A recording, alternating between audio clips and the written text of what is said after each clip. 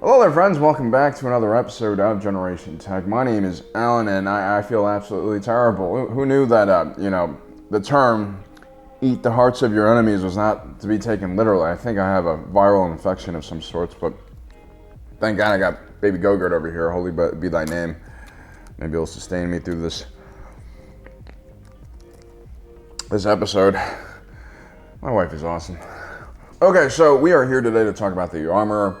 The internet doesn't trust her, and I have my own take on this. It's probably not the same as everyone else's take. I haven't seen any of the other videos, but I do know people are talking about this. For the longest time, we've just accepted her as sort of a guide to all Mandalorian lore. This was a wise individual who mentored prospective young Mandalorians and had a deep, intimate understanding of the art of Beskar forging, and also hitting people in the face with hammers. She is a very mysterious woman, and like the rest of the Children of the Watch, she keeps her helmet off, but unlike the rest of the Children of the Watch, we don't actually know what her name is. She just has that title, the Armorer. And we kind of just accept this because, how many of us have experience with, spiritual leaders who, happen to lead a cult? Plus, Din Djarin and Baby Go-Gurt seem cool with the Armorer, and I'm cool with them, and so the trust envelope extends and includes her. But more recently, I started thinking a little more critically about the Armorer, because a lot of you keep pointing out that her helmet has horns, like Maul. It's an interesting choice, for sure, but is it suspicious enough to make me think that she's a traitor or an evil person? I don't think so. But now that the Armorer is taking a step back from leadership and allowing Bo-Katan to at least handle the politics and strategy of retaking Mandalore, she is a bit more exposed. She's lost that aura of leadership that I feel like protected her and made her harder to scrutinize. I noticed a lot of small interesting details about her behavior. Alone, all of these individual actions are not that suspicious, but if you put it all together, we're starting to see a trend, which is worrying. Now, before we get there, a quick word from our sponsor for today's video, Scabbard.com. I know a lot of you guys are upset that the finale is coming out tomorrow for The Mandalorian, but guys, in like a few days, Jedi Fallen Order's sequel, Jedi Survivor, is coming out. And for that occasion, Scabbard.com is introducing the Chaos X Scabbard bundle. The Chaos X is an awesome replica of Cal Kestis' lightsaber down to the worn down and damaged part of its hilt. This blade actually originally belonged to his master, Jaro Tapal, and was hit with blaster fire during Order 66, where Jaro Tapal basically gives his life to save Cal Kestis. And so this weapon really has a cool legacy. So order the Chaos X for your playthrough of the Jedi Survivor, or watch us play it if you want, and you'll get the Scabbard included for free as long as you purchase it in the bundle. This is a limited time special, so please check out the description down below for more information if you guys are interested in it. Thank you for your patience. On to the rest of the video. So my first question is, why is the Armorer on Navarro? The Children of the Watch had survived the Mandalorian purge by holding out on the moon of Concordia. What reason could they have to set up a new operation on some random planet like this? Is it just an attempt for the Children of the Watch to expand their group, or is there some kind of directive coming to the Armorer from higher ups? The Children of the Watch are technically an offshoot group that emerged out of the original Death Watch organization. How this exactly happens is unknown right now. Are you Death Watch? Death Watch exists no longer. The Armorer gives a neutral answer, and she's really well known for not revealing anything about herself. And I think the actual answer to why the Children of the Watch were created might give us a little more insight on what her true motivations are.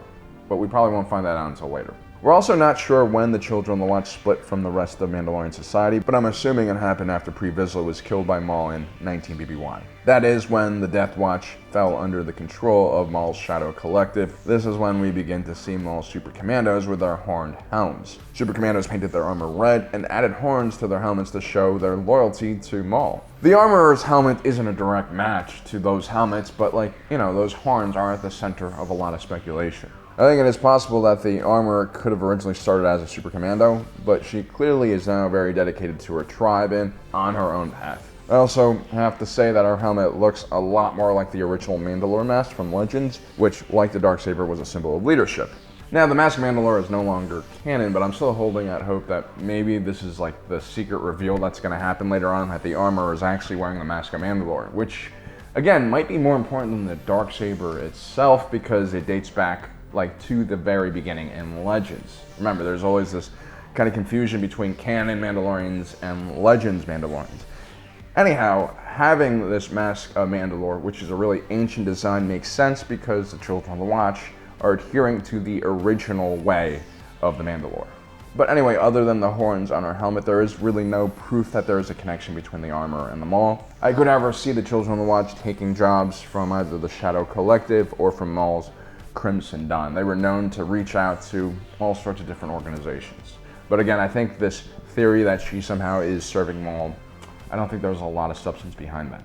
So when does the Children of the Watch split from the Death Watch? Was it before the events of the Clone Wars, before the first Mandalorian Civil War between Satine Kryze' new Mandalorians and Death Watch? Well, from what we can tell, sometime after Maul took over Mandalore, we see Din Djarin on the world of Akventina, which is invaded by Separatist forces during the Clone Wars. Din Djarin's parents are killed, and he's rescued not by Super Commandos or the Children of the Watch, but by blue armored Death Watch soldiers. They very much remind me of Death Watch under Pre Vizsla, or perhaps Bo-Katan's Night Owls, but perhaps the most likely explanation is they're just another faction of Death Watch that never joined Maul and never joined the Night Owls, but are directly connected to the Children of the Watch, because Din Djarin eventually does get handed over to the Children of the Watch by these Death Watch soldiers, which means that there is connections between these two groups, despite what the armorer says, right? And if anything, I think the Children of the Watch are most likely just like an incubator group for Mandalorian society. They were created with one purpose, and that is to raise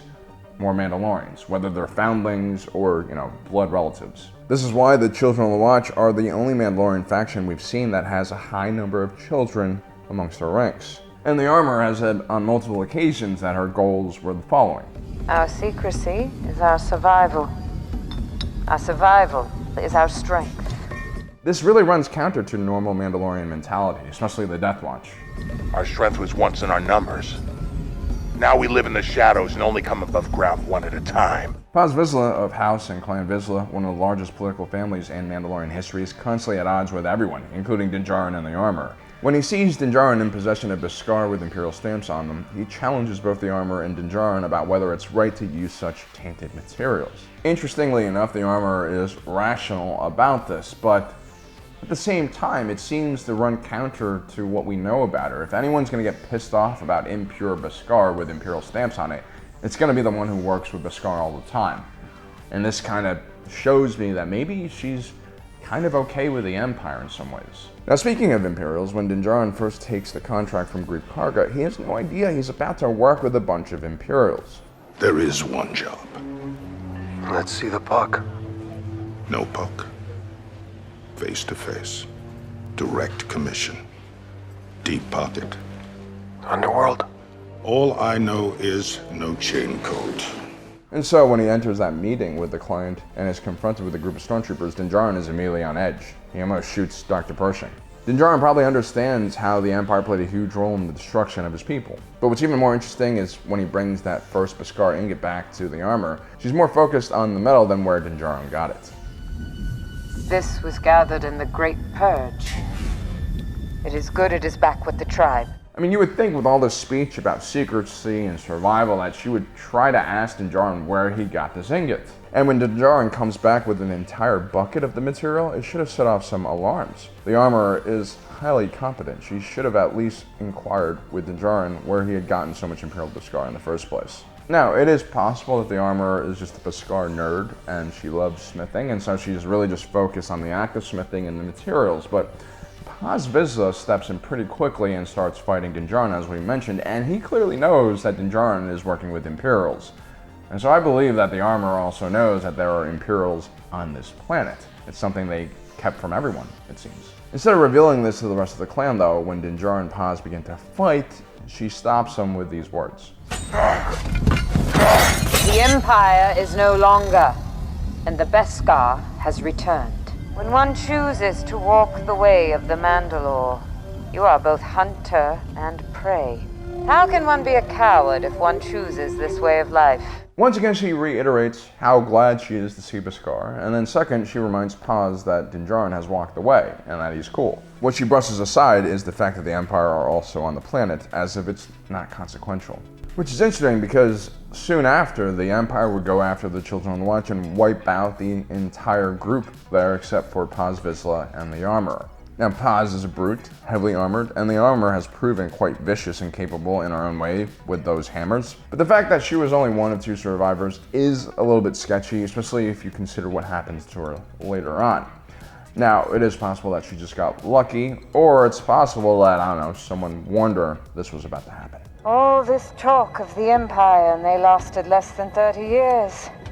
Mandalorians have existed 10,000. This keeps on happening. The Armorer is clearly not afraid of the Empire, which is really telling because she is concerned a lot about security, but just not the biggest threat against the Mandalorians for some reason. If anything, the Armorer just sees the Empire as a necessary part of a prophecy for the Darksaber. If, however, it is not won in combat and falls into the hands of the undeserving, Mandalore will be laid to waste and its people scattered to the four winds. The Armorer is an individual who believes in fate. She might not like the Empire, but it's not her mission to go after them and seek revenge. That's more like Paz Vizsla's thing. Instead, her criticism is focused more on Bo-Katan. Bo-Katan is a cautionary tale. She once laid claim to rule Mandalore based purely on blood and the sword you now possess. But it was gifted to her and not won by creed.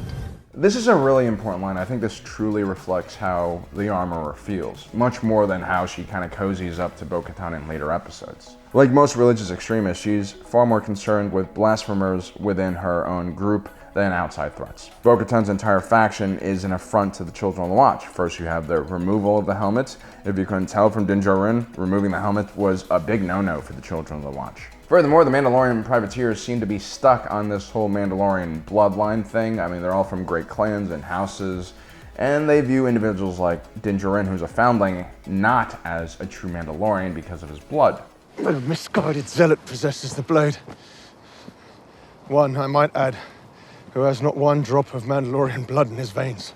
Bo-Katan and her Mandalorians also really don't trust the Children of the Watch at all. There's a bitterness there that I don't think can just be so easily wiped out by a chess-themed knife fight. I mean, we do see Bo-Katan adopt the rules of the Children of the Watch, and Bo does help Paz get his kid back, but I ultimately still am suspicious of the Armorer's intentions. Especially when she just opens up and accepts Bo-Katan, and then she completely flips on a lot of core central beliefs that she has. The Armorer first claims that Mandalore is lost for everyone, and it's a poisoned world. She also claims that the Mythosaur is nothing but a legend, but more importantly, she believes that Bo-Katan and her people are unworthy of the Mandalorian name.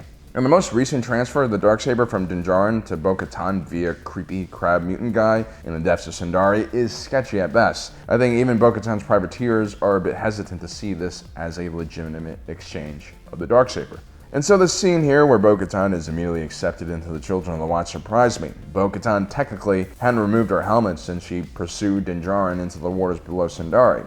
But I think this is just a technicality. The Armorer is going to reveal in this episode why she actually is warming up to Bo-Katan. You see, the Armorer wants Bo-Katan to reach out to the other Mandalorians who don't walk the path. Even the Armorer realizes that an operation to reclaim their home world will require more manpower. But I don't think for a second she thinks the Mandalorian privateers are her people. I mean, there's a reason why when the two groups meet, every privateer immediately removes their helmet to remind us of this. I mean, without her creed, a religious extremist like the Armorer has nothing. It's all about faith here, and not logic. And so this scene right here is not the Armorer sending Bo-Katan on a mission, it's actually a test that Bo-Katan fails. Remove your helmet. But do you respect my station? I do. Remove your helmet. The Armorer is completely playing Bo-Katan here. And remember, Bo-Katan is a hero, but she's really a tragic hero archetype. The Armorer also plays up her own station in this conversation, something that she rarely ever does, and this is clearly her being devious in this debate. Plus, listen to what she says right before Bo-Katan removes her helmet. She's comparing the Great Forge of Mandalore to the one on Nevarro. And here stood a simple one. Yet, they were both forges. They served the same purpose. The message here is simple. It doesn't really matter what kind of tools the Mandalorians use to retake their homeworld.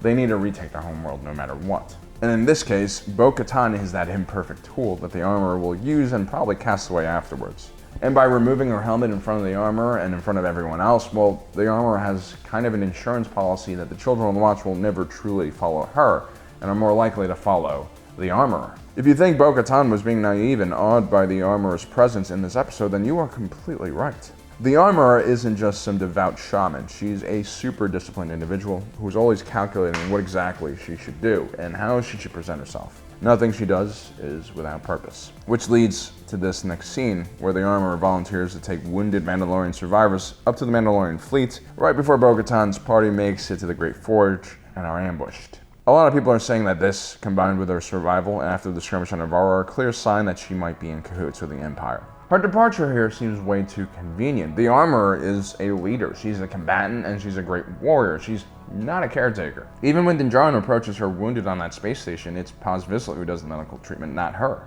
It's almost as if the Armorer knows that Moff Gideon is hiding something on this world. This might actually be the reason why she tells everyone that the surface of the planet is poisoned. She doesn't really want anyone to return to Mandalore until now. And so that means she has a play here, right? Again, the Armorer definitely doesn't like Moff Gideon or believe in his cause, but she could be using him in the same way she's using Bo-Katan. If she sees both groups as a threat, what better way to solidify the secrecy and safety of her tribe than pitting those two groups against each other? Also, there's one other huge sign that there's something off about the Armorer. Moff Gideon is wearing Beskar armor. His new troopers are also wearing Beskar armor. There's a reason why the Armorer is so well respected in her clan, not only because she is wise and strong, but she's also the only one who knows the secrets of forging Beskar. During previous attempts by the Empire to take over Mandalore, they focused heavily on destroying Beskar instead of using it for their armor, and that's most likely because most Mandalorian Siths would rather die than let these secrets be known. And so someone, a Mandalorian, most likely helped the Empire and Moff Gideon to create these Beskar suits. And I think it's the Armorer. Now, this would be a huge betrayal of the Mandalorian way of life, but again, maybe the Armorer doesn't care. Maybe the Children of the Watch don't look at Beskar in the same way, and all she really cares about instead is a consistent source of Beskar, something that Moff Gideon could provide. I mean, where do you think all the Children of the Watch are getting their armor? Why did the Armorer choose Navarro to station their Covenant, where the Empire conveniently also had their own small operation, which was loaded with Beskar? The Armorer is definitely up to something, and she might not be against the Mandalorians completely, but she's definitely against Bo-Katan and making her look like a fool. When you think about the story so far, events like the rapprochement between the Children of the Watch and the Privateers happen way too quickly and easily. And Bo-Katan, well, she keeps repeating this one line. Mandalore has always been too powerful for any enemy to defeat. It is always our own division that destroys us. There's nothing like a tragic hero speaking about her own demise before it happens. And so here's how I believe the next episode is going to play out, guys. Bo-Katan returns back to the rest of the Mandalorians. She's run away from the Empire once again, which is not a good sign considering her history. Paz Vizsla has been left behind to die, and Din Djarin is also gone. These two individuals were Bo-Katan's biggest supporters in the Children of the Watch ranks. And so the only person who's left with any authority in the Children of the Watch is the Armorer. She can quickly shape the narrative and begin to reveal her true intentions, which is still the secrecy and survival of the Children of the Watch. But she will not be a part of some pan-Mandalorian movement that allows its members to not wear helmets and do other degenerate things. I think at her core, the Armorer is still an extremist, a religious extremist, and she's very, very dangerous. I believe she ultimately wants to convert as many of these privateer Mandalorians into the Children of the Watch. I think she might even want the Darksaber for herself, and she's just biding her time patiently as Bo-Katan and Din Djarin fail. I think Bo-Katan telling the Armorer that she saw the Mythosaur was a huge mistake, and the Armorer will use that as her ultimate trump card. Even the Mandalorian privateers would respect her if she suddenly emerged out of the waters of Sundari on a Mythosaur. I think that would basically confirm that everything that the Children of the Watch have done up until this point is actually real. So there you have it, guys. I need to go to sleep. I feel terrible. Let me know what you think about my theory. I think this is going to be a doozy next episode, whatever happens. Don't forget to subscribe and hit that notification button down below so you don't miss out on the rest of our awesome content. As usual, my name is Alan, reminding you that my allegiance is to the Republic, to democracy,